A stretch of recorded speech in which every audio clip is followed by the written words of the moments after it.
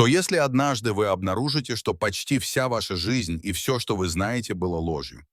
Это случилось с Элизабет Смит, которая считала, что была замужем за мужчиной по имени Алекс в течение 37 лет.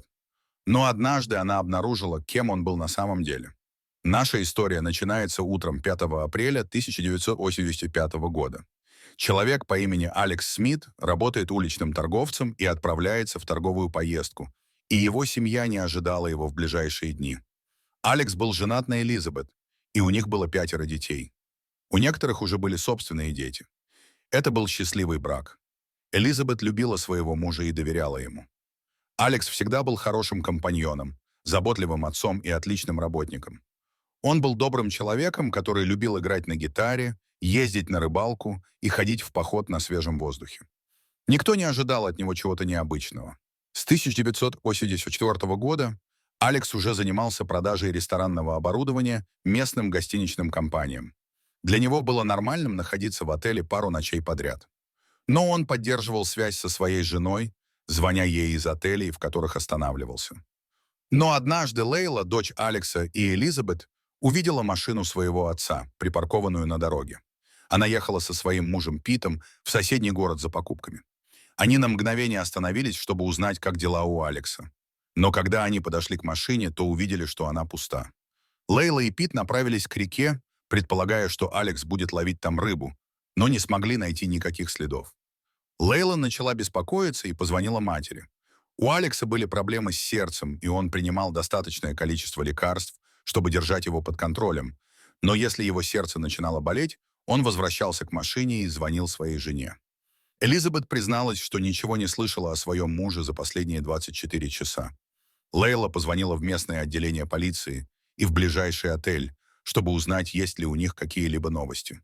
Но Алекса никто не видел. Начался тщательный поиск с использованием вертолетов и наземного оборудования. Вскоре они обнаружили, что Алекс ел накануне в соседнем ресторане, и что это был последний раз, когда его кто-либо видел.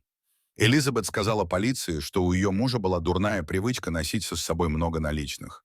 Элизабет переживала, что, возможно, кто-то увидел пачку денег и решил ограбить старика. Возможно, ограбление пошло не так, и ее муж погиб, а его тело было бы брошено где-нибудь в лесу. У Лейлы были свои собственные теории. Она также думала, что ее отца больше нет в живых, но причиной стали его проблемы с сердцем, но тело не было обнаружено. Постепенно вся семья Смит начала понимать, что Алекс не вернется. Прошло несколько лет без новостей, и в надежде получить больше информации, Смиты приняли участие в телешоу под названием «Неразгаданная тайна». Эпизод вышел в эфир 23 сентября 1991 года и сразу же породил серию новых теорий. Некоторые люди утверждали, что видели человека, который соответствовал описанию. Алекса, путешествующего автостопом недалеко от того места, где была найдена его машина. Следователи учли всю новую информацию и начали верить, что Алекс мог уйти и оставить свою жизнь и свою семью в прошлом. Но Элизабет, конечно же, не поверила. Если бы это было так, почему он оставил дома все свои кредитные карты и лекарства? Но факт заключался в том, что Алекс ушел, и по прошествии еще 1 года о нем никто ничего не узнал. Убитая горем Элизабет обратилась в Верховный суд с ходатайством о признании ее мужа юридически мертвым, которое было удовлетворено с учетом имеющихся доказательств. Пару месяцев спустя Элизабет попыталась получить свидетельство о смерти и сделала пугающее открытие. Почему не было ни свидетельства о рождении, ни каких-либо других документов, подтверждающих его личность, ни дипломов о высшем образовании, ни военных документов, ни истории болезни.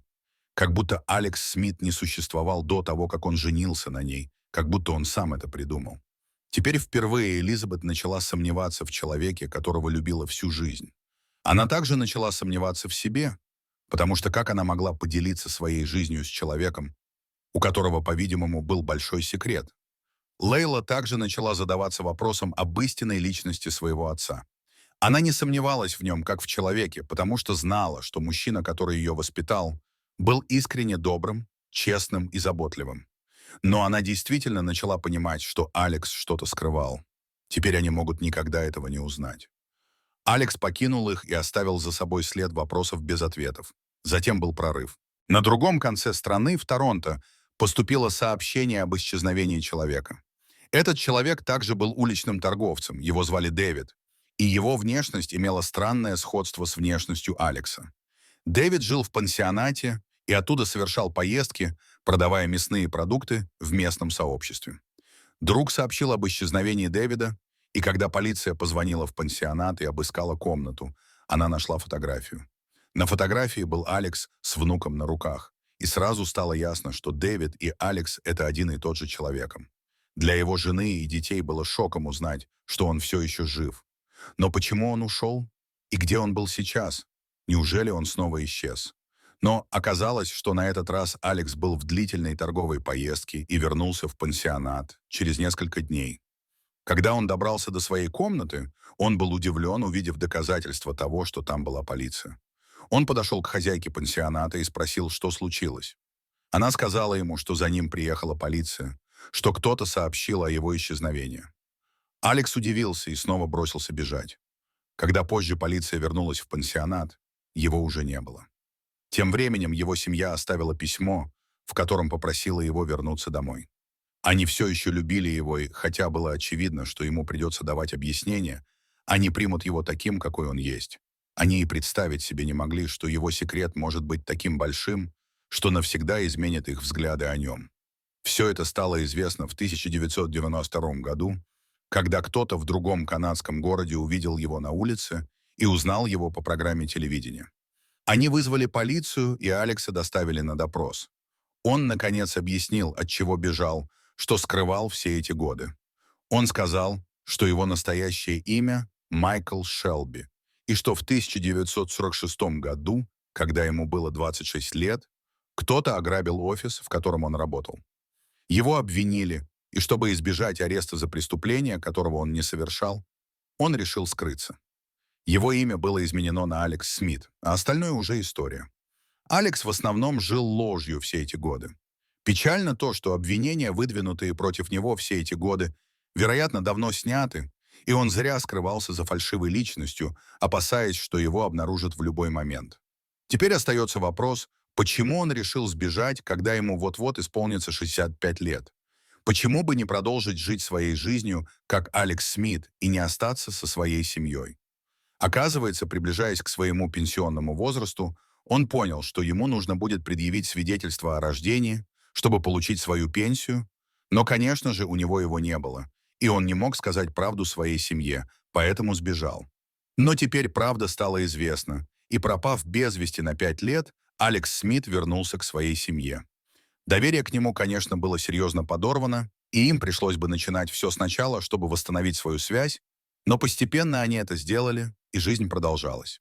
К сожалению, Элизабет и Алексу уже не суждено было прожить много лет вместе, поскольку Элизабет скончалась в 1996 году, сам Алекс скончался в 2007 году, и теперь остались только их дети, чтобы помнить человека, который, возможно, был неискренним, но который всегда был добрым, честным и заботливым.